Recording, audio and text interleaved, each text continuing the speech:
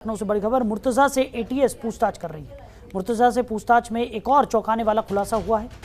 बता दें कि गोरखनाथ मंदिर के बाहर मुर्तजा ने हमला किया था और हमले से पहले नेपाल बॉर्डर से मुर्तजा ने चाकू खरीदा था।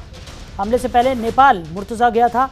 अभी एटीएस के रिमांड पर मुर्तजा है और मुर्तजा के परिवार पर भी जांच एजेंसियों की नजर है। बड़ी खबर आपको बता रहे हैं।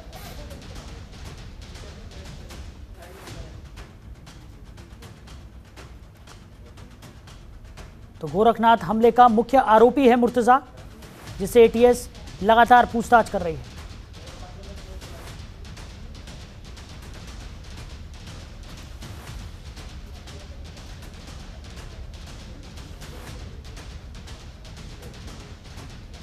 बड़ी खबर आपको बता रहे हैं।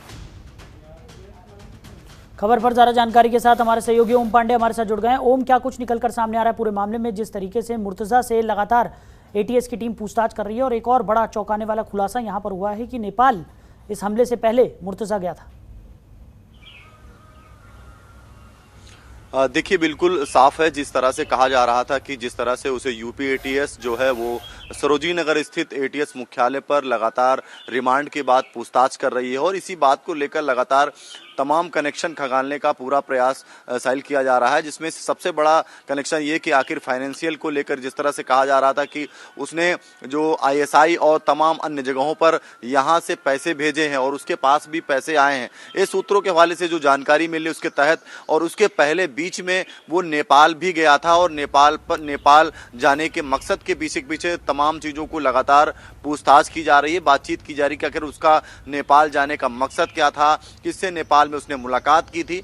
और इसी विषय पर जब ADG law and order Prashant Kumar साफ तौर से उन्होंने कहा है कि उन तमाम गतिविधियों पर लगातार इसी विषय पर लगातार पूछताछ की जा रही है मुर्तजा से कि आखिर वो नेपाल किससे गया था, नेपाल किससे मुलाकात की थी। और सबसे बड़ी बात है कि जो करेंसी कनेक्शन को लेकर के बात करें तो उसको लेकर लगातार जो एजेंसियां हैं उन्होंने इस बात को कहा है कि ये पूरे पैराग्राफ को जो है वो मिलाया जाएगा और लगातार उनसे इसी विषय पर पूछताछ की जाएगी कि आखिर वो कहां पर गए थे, इसके साथ साथ उन्होंने कहां पर ट्रांजैक्शन किए हैं और किस तरह से कहां पैसे भेजे हैं और जिस तरह से लगातार वो अन्य जगहों पर दौरे किए हैं, उन दौरों को लेकर भी अब यूपी एटीएस की टीम जो है वो साहिल पूछताछ कर रही है। और जिस तरह से कहा जाए कि जिस तरह से उसने नेपाल दौरा और उसके साथ साथ एक विदेशी दौरा भी किया था, तो उस विदेशी दौरे में और नेपाल दौरे में किससे उसने मुलाकात की, ये जरूर है अपुष्ट जानकारी है कि उसने किसी जो पाकिस्तानी हैंडलर है उससे मुलाकात की है, लेकिन अभी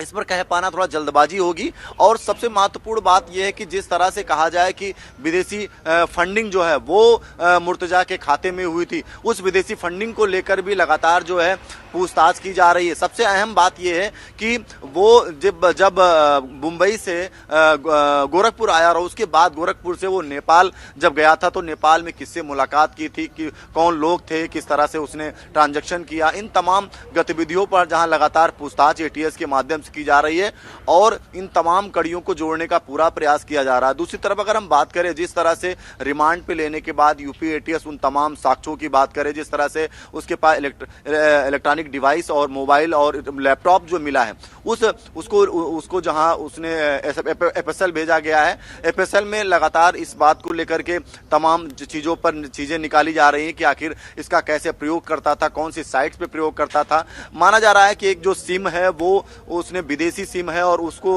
विदेशी पैसे से खर्च करने के बाद उस सिम को मंगाया था। उसके बाद एक वेबसाइट है जिस वेबसाइट पे वो काम करता था। तो इन तमाम जो चीजें हैं उनको लेकर के काम लगातार वो पड़ताल की जा रही है। एफएसएल की टीम भी जहां उन तमाम साक्ष्यों को लेने के बाद अब उस पर भी काम होगा कि आखिर उसमें उस पर रिसर्च की जाएगी, जानकारी ली जाएगी कि आखिर कैसे जो है इन तमाम गतिविधियों को अंजाम देता था और उसकी मंशा क्या थी। क्योंकि कल जब एडीजी प्रशांत कुमार से इस बात को मैंने सवाल किया था तो उन्होंने इस बात को रखा था कि मैंने जैसे पूछा था कि आखिर इसकी मंशा क्या थी, तो कह रहे साफ तौर से उनका यही कहना था कि इस पूरे मामले पर कि जैसे तमाम साक्ष्य जो है वो उजागर होंगे उसकी बाद गतिविधियों के आधार पर मंशा बिल्कुल साफ होगी कि क्या अहम रहने वाला है। खबरों के निष्पक्ष विश्लेषण के लिए सब्सक्राइब करें Jantantra TV and press the bell icon. Never miss any update.